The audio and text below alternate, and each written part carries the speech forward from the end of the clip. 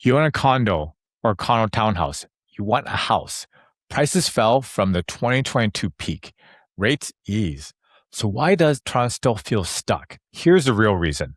Toronto did not lose buyers. Toronto lost urgent buyers. The people who used to absorb condos quick, then push up into houses. Stay with me. In a few minutes, I'm going to show you the gap graph. I built this chart myself, so you won't see this anywhere else. Then later, I'll show you the migration graphs. Those two pictures explain why condos feel heavy and why some move-up buyers are still winning. In a normal cycle, three forces pull a market back. More choice, lower prices, lower rates. Toronto has more choice. Average price fell from about 1.249 mil at 2022, the peak, to about $1,049,000 right now. Active listings sit a little bit over 8,000 right now. Supply sits nearly 6 months of inventory.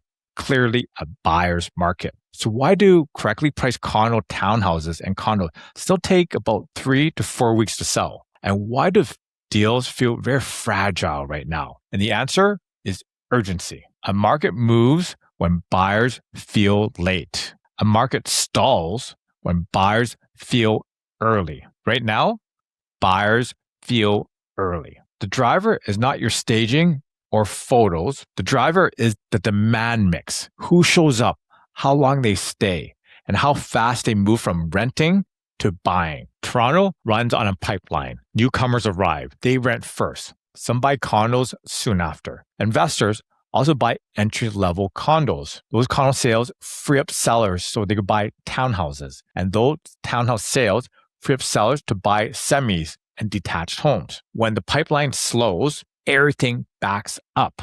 So right now, the mix looks different. The biggest change sits in temporary population flows. Ontario saw a significant drop in non-permanent resident in 2025. One quarter alone in Q3 fell by over 107,000. Policy has tightened. International student gaps tightened. Study permits for 2025 dropped by 10% versus 2024 with a 437,000 limit. Post-grad work permits rules tighten. Spousal work permits tighten. A lot of permits expired, so new arrivals did not replace them at the same pace. So what does that have to do with housing? Fewer people need a place right now. Fewer people feel pressure to buy right now. So the entry-level buyer pool lost urgency. You see the results in the numbers. Sales are down 27%. Supplies sit around 6 months of inventory. Buyer's market. Condo inventory is up 10% month over month. So the stock is piling up. If you want more Toronto breakdown for condos and condo townhouses owners moving to houses, subscribe now. Now, let's get back to it. I want to separate two things, market speed and your move-up position. Those are not the same. Let me explain. Stop thinking in prices. Think in the gap. The gap is the difference between what you own and what the house you want is. Talking about the price. You do not lose because your place drops. You lose when your place drops more than the house you want. So the gap widens. Let me share my screen. Okay, what I'm showing you right now is the price gap from 2021, the peak, until what it is right now. This is from a condo to a townhouse. So the price difference back when it was the peak, it was about $635,000 to move from a condo to a townhouse. This is freehold, that is, not a condo townhouse. So when you're looking even before the peak, it was like well over $500,000. But since things have corrected in the last little while, the lowest the gap has been was in 2025. That's when there were actually opportunities. But 2026 is not that much different right now. We're actually sitting at almost a $200,000 difference in prices from a condo to a townhouse. Let's look at semis. How much it costs from a condo to a semi? From a condo to a semi, that's actually the gap's been getting even better. At the height, it was almost 700,000. That's crazy. But right now, you're like about $500,000 to go from a condo to a semi-detached home.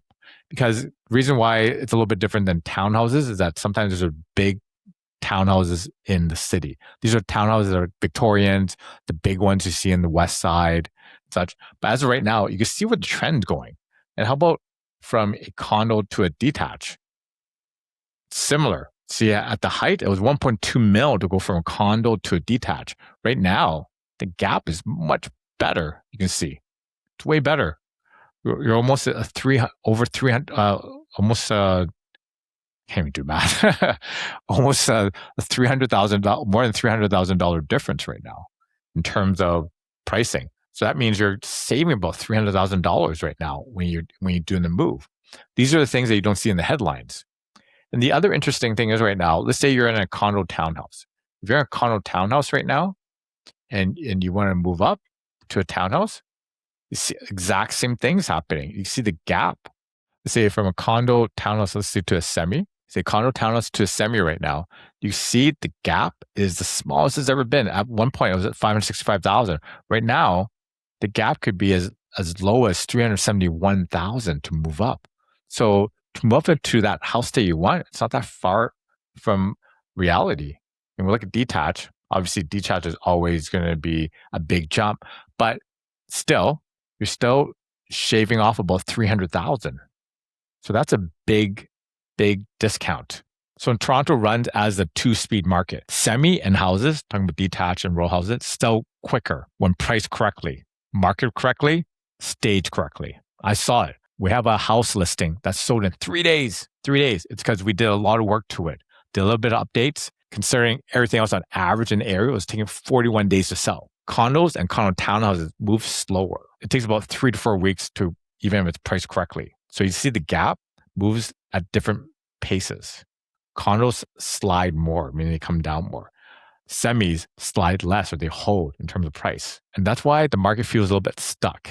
Yet deals are happening. But here's what most people miss. A slow market creates windows for move-up buyers. The window shows up when the gap shrinks. When entry level slows, the chain breaks, unfortunately. Condo owners, they hesitate because they're seeing that things are taking so long time to sell and their ego gets in the way in terms of the prices that they want. And this causes hesitation. And when there's hesitation, less offers travel up the ladder. So sales stay down even when good homes still sell fast. Now, let's circle back to the demand mix shift, the non-permanent resident drop that's changing the feel of how the city is moving in terms of real estate. There's less churn and there's more waiting. Ontario also saw net migration pressure, people moving out, not people filling up those gaps as well. And those two factors hit entry-level demand first, then they echo up the ladder. Let me share something. Okay, I'm showing you two graphs right here. First, this is international students and non-permanent residents. And what we're seeing right now is that you see at the peak, 2022, 2023, population, like the green is the net non-permanent residents. And the brown is permanent residents. So non-permanent are like students and such. Permanent residents, these are people that become citizens, essentially, permanent residents. You see, that hasn't really changed too much, the permanent residents. It's a non-permanent resident that's been affecting things. You see, policies had changed on the permits and the people that were allowing into the country. You can see right now that 2023 was the peak.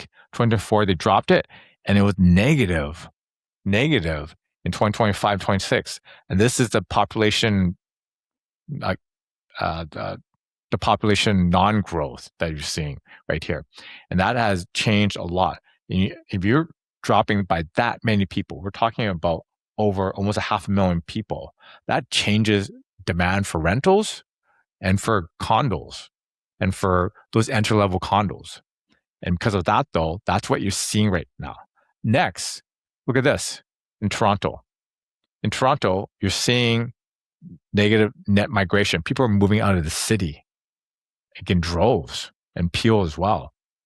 And you can see that they were either leaving the city or leaving the province, right? So that's huge. We're dropping in the last few years. We've seen that a lot of people have been leaving, and that's causing a lot of population stall. And that these are the people that we need to buy condos and move in and rent and such. Just to summarize, what do these graphs mean? If the lines we see are negative, urgency stays muted. So not as many urgent buys, urgent rents.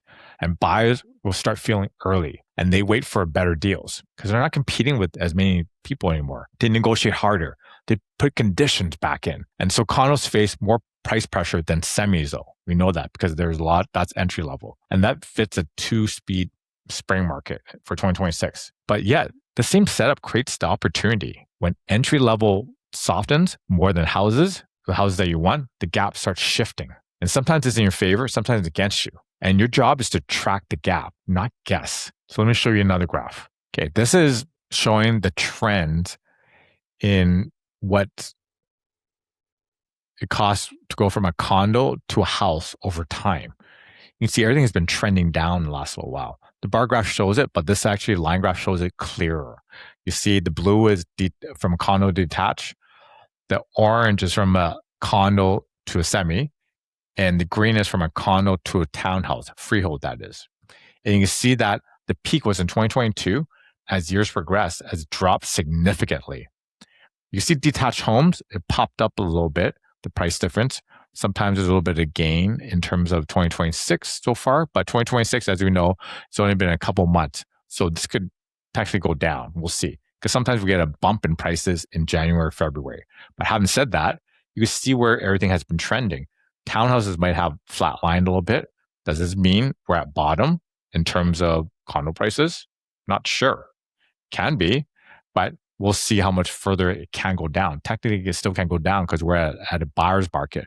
But having said that, it all depends on how, it all depends on the mixture of condo sellers out there. Are they mostly investors or they're like end users where they're waiting for a certain price that they need before they can move? Because if they can't sell for a certain price, they're not going to move. But you see the gap has been shrinking over time. When looking at condo townhouses, similar sort of specs. You can see that going from a condo town to a detached has shrunk over time by 300,000. And it's getting better and better. As a move-up buyer, you want to see this trend line go further down. And we're looking at all the other types of homes, like the semis and the townhouses. You see that gap has shrunk from as 565,000. That was at one time how much difference it cost from a condo townhouse to a house to just shy of 400,000. This one is actually towards 300,000, which is actually getting pretty good.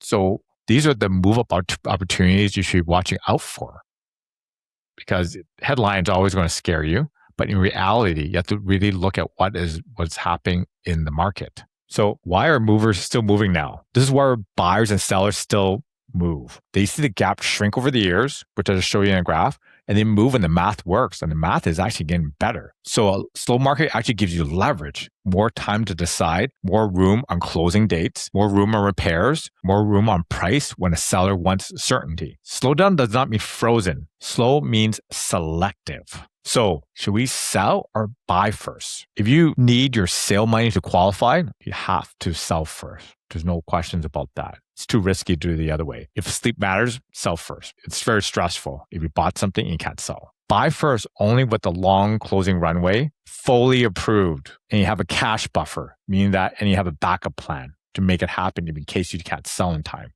And here's another question. Is our condo going to fall more?